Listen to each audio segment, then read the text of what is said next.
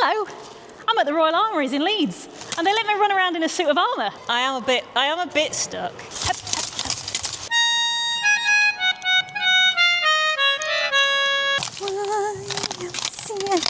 We're going to find out what it was like to actually wear one of these things, and maybe somewhere along the way we'll clear up some misconceptions about what it was like to be a knight. My name is India. I am part of the live interpretation team here at the Royal Armouries in Leeds.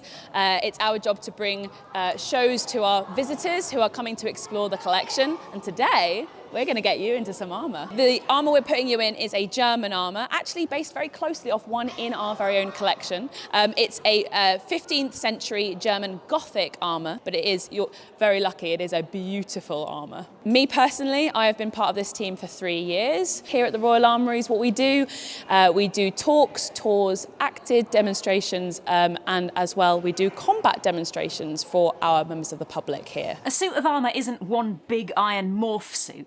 It's made out of lots of different bits, and all these bits have different names. So you've got the arming jacket, greaves for your shins, polines for your knees, cuisse for your thighs, a coif for your head, a hauberk, which is the fancy word for a mail shirt, your breastplate, your backplate, your upper and lower cannons for your arms, pauldrons for your shoulders, a helm for your head, and finally gauntlets, which are gloves that make it really hard to work your camera with. So this suit is based on one from the 15th century, but armour changes a lot over the medieval period. If you're in the 1100s, if you're in like Bayeux tapestry times, you might just have a chainmail and the helmet. And over the centuries, you add more pieces to cover up all your soft bits until you've got the whole suit. So, how much does all this stuff weigh? In my opinion, if you're a curator in a museum and you've got this stuff on display, you should legally have to put the weight on the little label, because it is the first and sometimes only thing people ask about it. So we're going to test that out today. I have brought a pair of scales with me, and we're going to find out. Here we go. So, all right, I am exactly 10 stone without the armour, so that is 65 kilos without the armour. Let's see what it's like with. All right, we're going to try again, but this time with the armour.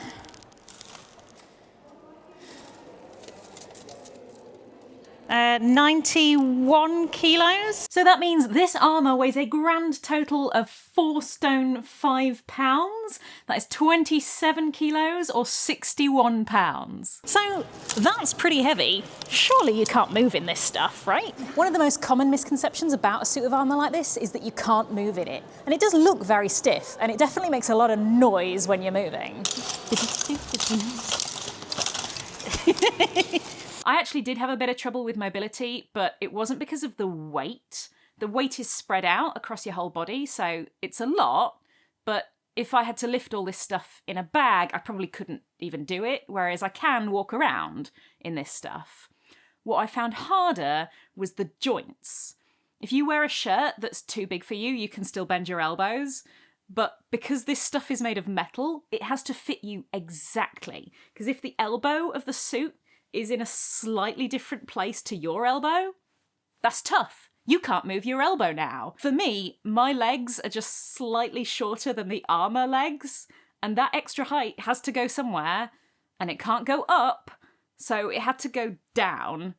Every time I put my foot down, the edge of the shin piece was slamming into the bones on the top of my foot, and that made it way harder to walk than the weight did. Ow, no, I can't do that one. Roll on your front. Okay. Push yourself up like that, if you can. Cool. That's my advice. Sounds good. Rather than trying to do this. Alrighty, one knee. Oh, here we go.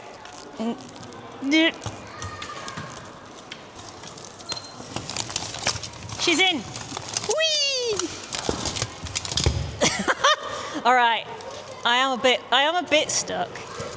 Hang on. That's it. Yes. Go on, push. You can do it. Go on, yes. Yeah! Yes. Go on. No. Hang on, one more. India does this in 3 seconds. I bet. I'm not very strong or agile. Hang on. Go on, yes. Go on. Push. Yeah.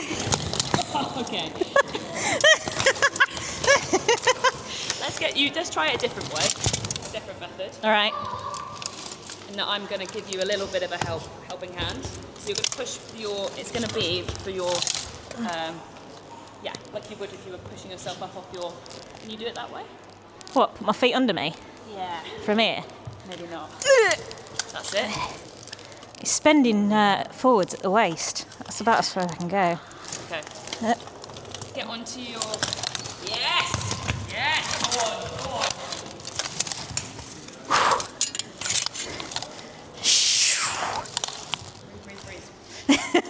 Oh, if I go down now, it's going to be further to go. We've got it, I believe in you. Yeah!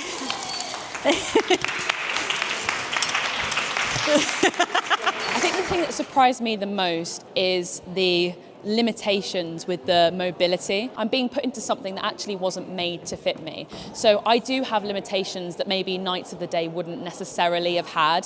For example, in the armour I wear, I can't lift my arms, my hands, I don't have the dexterity because mine are mitten gauntlets. So I'm kind of a bit like a Lego man. The breast and back on mine, because it's slightly wider fitting for me, I can't close my hands together. So I can't give somebody a nice big hug.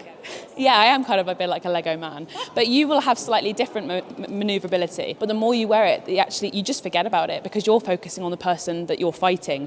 So you're thinking, right, I need to get around them and I need to move. But if you look carefully, you'll see it's not a tin can. It's made up of loads of smaller plates with hinges everywhere to give you the most movement possible. The wealthiest knights and aristocrats are going to have armour that's custom made for them, so they won't have this problem. But there is also going to be a lot of second-hand armour swishing about for people a bit lower down the scale. So you might either have to get a piece altered, just like you'd get a suit tailored to you, or, I don't know, maybe you'd even say, you know what, maybe I'll just leave off the shin pieces. Since armour is made of lots of individual pieces, you can take bits out and swap them around, to a certain extent. If you did have armour that was made for you, you wouldn't have that problem because the way that the plates move and the way that they overlap could be adjusted so that you could touch your ear, touch your other ear. You would be able to. And funnily enough, when Andrew wears the suit that you're wearing, he has a lot better mobility, even though that wasn't made for him. You'll also be training in this stuff from a really young age, maybe as young as 7, to completely eliminate the disadvantage. You'll have a lot more strength and stamina than I do. You'll be much more used to wearing it. A really good party trick for a knight is to be able to leap onto your horse in full armour. And there was one knight called Boucicaut who could do a flip in his armour. I sometimes hear the idea that knights got onto their horses using cranes because their armour was so heavy, which is just not true. Can you imagine like having to line up for a battle and having to build like 200 cranes for all your knights?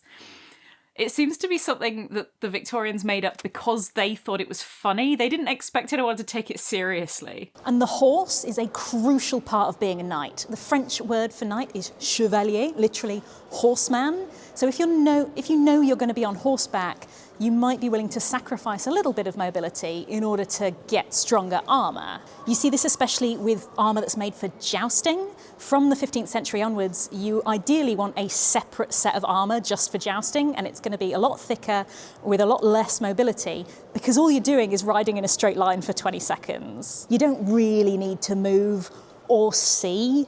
And a lot of what you see in museums is the tournament stuff, the really heavy stuff. One thing I did find is that it was really hot.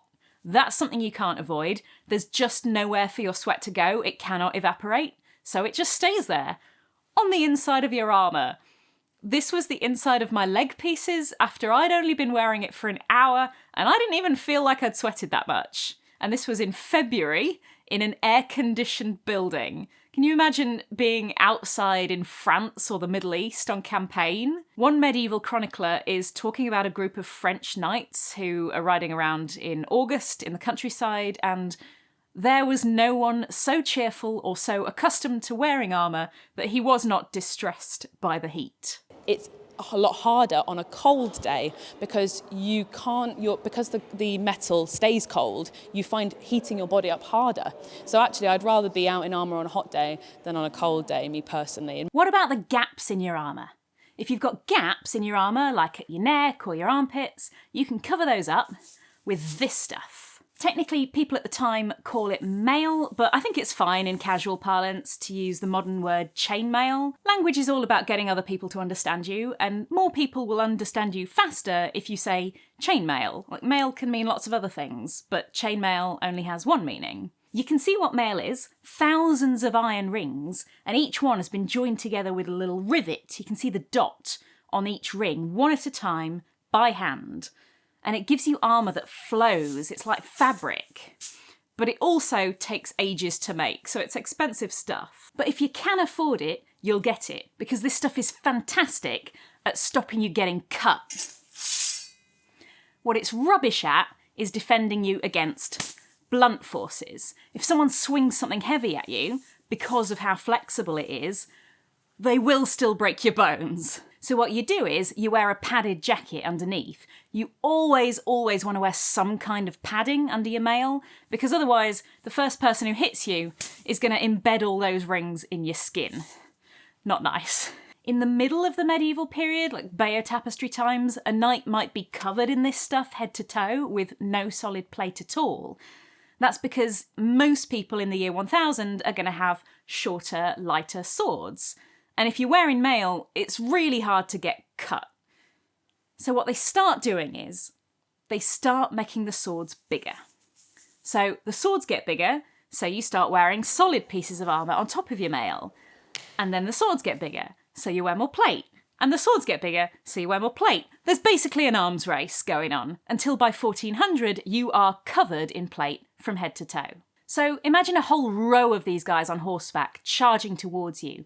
You've got the weight of the man, the weight of their armour, and the weight of the horse combined.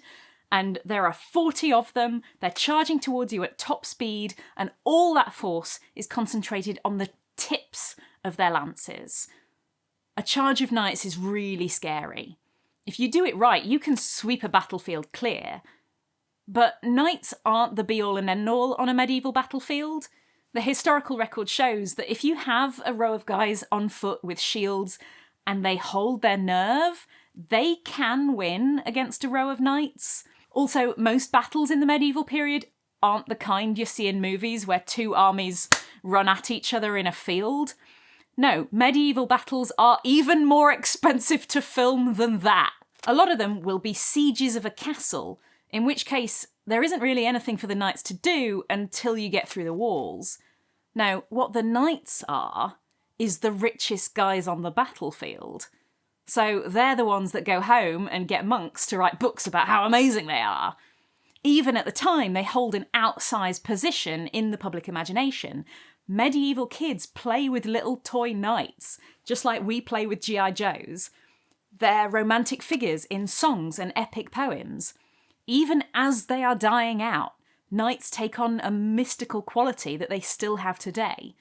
From the very beginning, knights have always been cool. Thank you so much to the Royal Armouries in Leeds for letting me run around in one of their suits, and especially thank you to India and Andy for showing me the ropes. They didn't pay me to go there, and they did not get to look at this script before I said it, so you can believe me when I tell you to visit their museum. As a Londoner, I'm biased towards the Tower of London and the Wallace Collection, which are London's main armoury collections. And I still think that Leeds has the best collection of this stuff in the country. And it's free.